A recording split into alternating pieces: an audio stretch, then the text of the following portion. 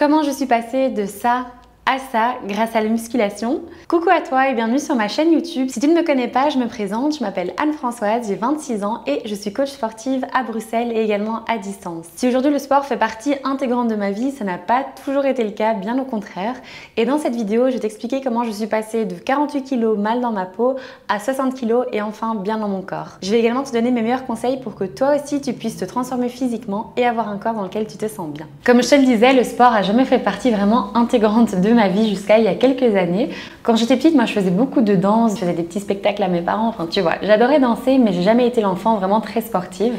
Pareil, lorsque j'étais au lycée, j'ai jamais été la fille qui se démarquait pendant les cours de sport, mais je dois dire que je restais quand même plus ou moins active grâce aux cours qu'on me donnait à l'école. Par contre, quand je suis arrivée à l'UNIF, parce qu'avant d'être coach sportive, du coup moi j'ai fait mes études de droit et j'ai été diplômée en droit, je t'avoue que mon niveau d'activité il a vraiment décliné, donc je ne bougeais quasiment plus, on faisait qu'étudier à l'UNIF. Et du coup, mon physique qui ne me plaisait déjà pas trop à la base, c'est quand même vachement empiré. Je me sentais beaucoup trop fine, beaucoup trop flasque et très honnêtement, quand je me regardais dans le miroir, je me plaisais pas. Et au niveau de l'alimentation, pareil, c'était honnêtement catastrophe. Je faisais partie de celles qui mangeaient des raviolis en conserve, des pizzas surgelées, je les chauffais au micro-ondes pour te dire. J'étais pas active physiquement, je mangeais pas du tout correctement. C'est vraiment une période où je me sentais très complexée.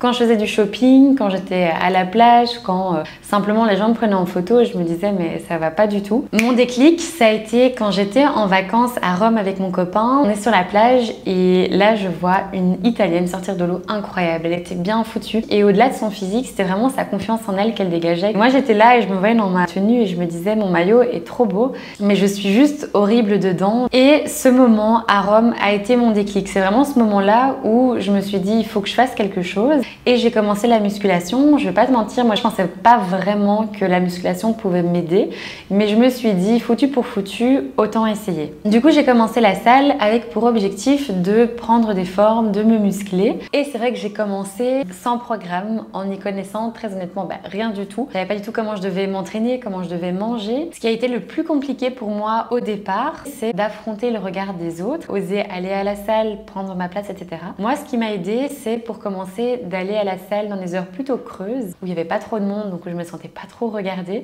même si avec le temps je peux te rassurer, la plupart des personnes sont concentrées sur leur séance et même si tu fais n'importe quoi à côté, elles vont pas trop te calculer et même si elles te calculent, elles t'ont oublié 10 secondes plus tard. J'allais avec mon copain qui m'a expliqué un petit peu les bases, comment lui il s'entraînait, etc. Et ce qui m'a aussi pas mal aidé, c'est d'acheter des tenues de sport. Ça m'aidait quand même à me sentir mieux lors de mes entraînements. Ce qui était également un challenge, c'est de savoir quels exercices faire ou pas faire. Alors moi j'ai fait plein d'erreurs, très honnêtement. Mes débuts ont été un petit peu mouvementés au niveau du sport. Et au niveau de l'alimentation, je savais juste pas comment manger. J'ai continué, j'ai pas lâché. Et au fur et à mesure, après quelques mois, je commençais déjà à avoir quelques résultats. J'ai eu des périodes un petit peu plus compliquées où je m'étais blessée par exemple, j'avais des douleurs, je comprenais pas trop pourquoi. Le plus important, c'est que j'ai tenu le coup. Et s'il y a vraiment une chose que j'aimerais que tu retiennes de cette vidéo, c'est de ne pas baisser les bras.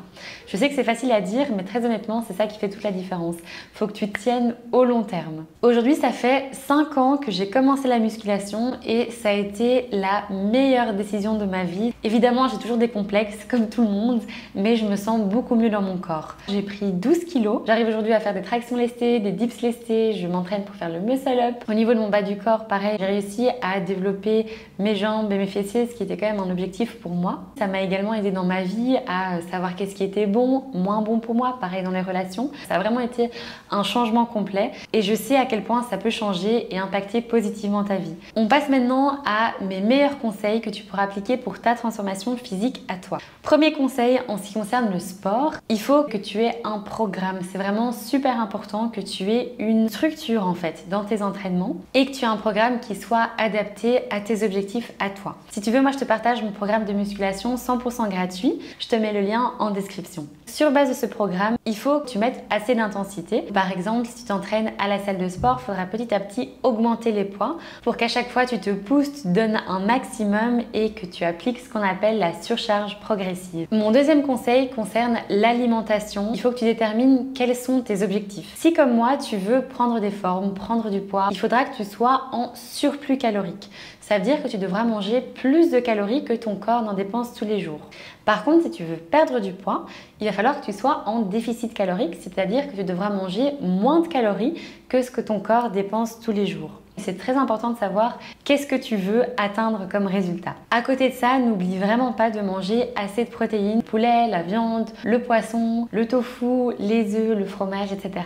C'est super important pour construire du muscle. Donc moi, je te recommande de manger 1,5 g de protéines par kilo de poids de corps. Mon troisième conseil, l'entourage / la motivation. Moi, je te conseillerais de t'entourer de personnes qui veulent également se transformer physiquement, que ce soit en suivant des personnes sur les réseaux sociaux qui suivent également un programme à la salle, ou bien de rencontrer des personnes dans ta salle, par exemple des filles ou des garçons qui sont également accros à la muscu. Bref, essaie d'être bien entouré. Et à côté de ça, en ce qui concerne la motivation, il faut que tu saches que tu ne seras pas tout le temps motivé, je préfère te prévenir.